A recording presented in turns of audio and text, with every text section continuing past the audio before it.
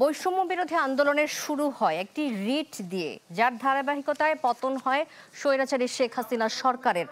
দর্শক, আমরা আজকে এই মুহূর্তে কথা বলতে চাই। নিউজরুম থেকে যুক্ত হচ্ছেন মাসুদুর রহমান। তার কাছ থেকে জানার চেষ্টা করব যে মাসুদ যদি আমাদেরকে জানান যে কোন রিটটা নিয়ে মূলত শুরুটা হয়েছিল এবং সেই রিটে কি ছিল, পরবর্তীতে এটার ধারাবাহিকতা কি ছিল, সে বিষয়গুলো আমরা জানতে চাইবো মাসুদের কাছ থেকে। মাসুদ।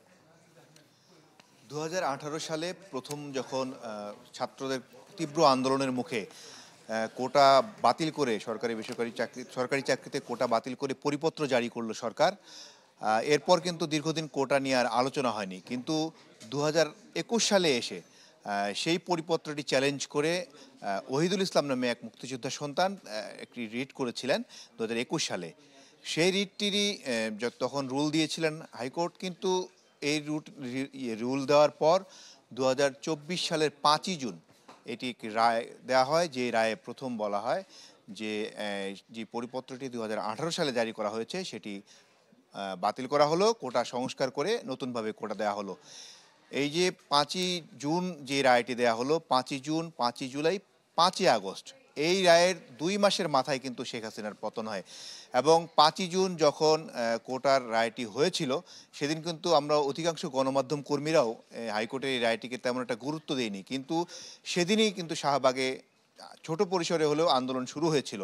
এরপর রাষ্ট্রপক্ষ কিন্তু এই রায়টিকে খুব একটা গুরুত্ব সহকারে নেয়নি, এবং এটির এগেনস্টে যে আপিল করতে হবে সেই আপিলটিও কিন্তু ততটা গুরুত্ব সহকারে করেনি। সরকার তখনও বুঝতে পারেনি আসলে যে এটা শেখ হাসিনার পতনের একটি কারণ হয়ে যেতে পারে। এবং এরপর যেটি দাঁড়ালো, 1 জুলাই এসে সরকার একটি আপিল করলো চেম্বার আদালতে। চেম্বার আদালত সেটি ফিক্সড করে দিলেন। এরপর চেম্বার কোর্টে কিন্তু এই রায়কে কেন্দ্র করে একটি বাদানুবাদ হয়েছিল। তৎকালীন চেম্বার বিচারপতি ছিলেন এবং অ্যাটর্নি জেনারেলের মাঝে একটি কথা কাটাকাটি হয়েছিল। রাষ্ট্রপক্ষ চাচ্ছিলেন তখন কিন্তু এই যে 5ই জুনের পর আন্দোলন কিন্তু আস্তে আস্তে আস্তে আস্তে কিন্তু বড় হতে শুরু করে। যখন 1 জুলাই গিয়ে এটি চেম্বার আদালতে গেল, তখন কিন্তু এটি শুনানির এক পর্যায়ে চেম্বার বিচারপতি বললেন তিনি স্টে দেবেন না, ফুল কোর্টে পাঠাবেন। ফুল কোর্টে পাঠানোর সেই প্রক্রিয়ার মধ্যে দিয়ে কিন্তু আন্দোলনটি আরও বেগবান হয়। এবং 10 জুলাই যখন আপিল বিভাগ একটি আদেশ দিলেন যে এই হাইকোর্টের এই রায়ের উপর স্থিতাবস্থা থাকবে, তখন কিন্তু আন্দোলন একেবারেই ছড়িয়ে ছিটিয়ে গেছে। আন্দোলন কোটা বিরোধী যে আন্দোলন সেটি সবখানে ছড়িয়ে ছিটিয়ে যায়। এর প্রেক্ষিতে সেদিন কিন্তু আপিল বিভাগে একটি কথোপকথনও হয়েছিল যে তখন তৎকালীন প্রধান বিচারপতি বলেছিলেন যে ছাত্ররা কোথায় কি আন্দোলন করছে, এর প্রেক্ষিতে আপিল বিভাগ তাদের রায় পরিবর্তন করবেন না, সিদ্ধান্ত পরিবর্তন করবেন না। এরপর আন্দোলন কিন্তু দ্বিগুণ বেগে চলতে থাকে। এই এই প্রেক্ষিতে যখন কোর্ট একটি সাময়িক বন্ধে যায়, তখন কোর্ট দ্বিতীয়বার যেটি 21 জুলাই যেটি বসেন, সেখানে যে সিদ্ধান্তটি হয়েছিল, সেখানে সরকার তখন কোর্টার যে রায়টি হাইকোর্টের রায়টি বাতিল করে দিতে বাধ্য হন 21 জুলাই।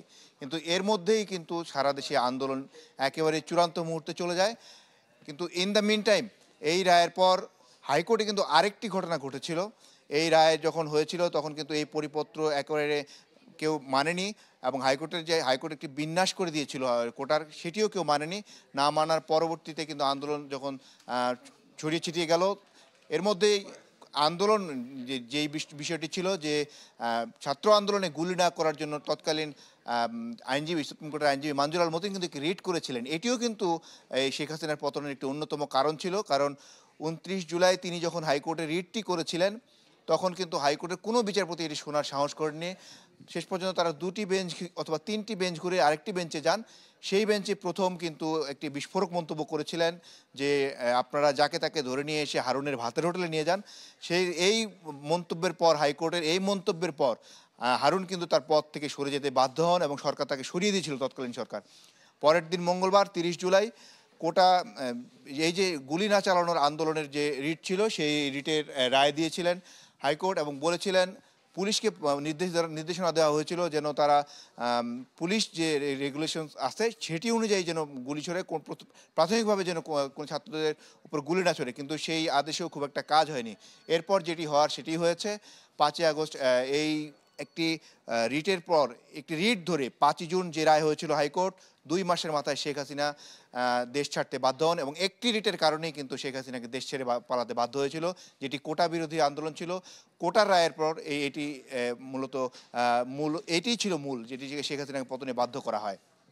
মাসুদ, ধন্যবাদ আপনাকে। আপনি যে কথাগুলো বলছিলেন আসলে রিটের পরে অনেকখানি মোড় ঘুরে যায়, ঘটনাগুলো ঘটতে থাকে। অনেক ধন্যবাদ আমাদের সাথে যুক্ত হওয়ার জন্য। নিউজ রুম থেকে মাসুদুর রহমান যুক্ত হয়েছিলেন।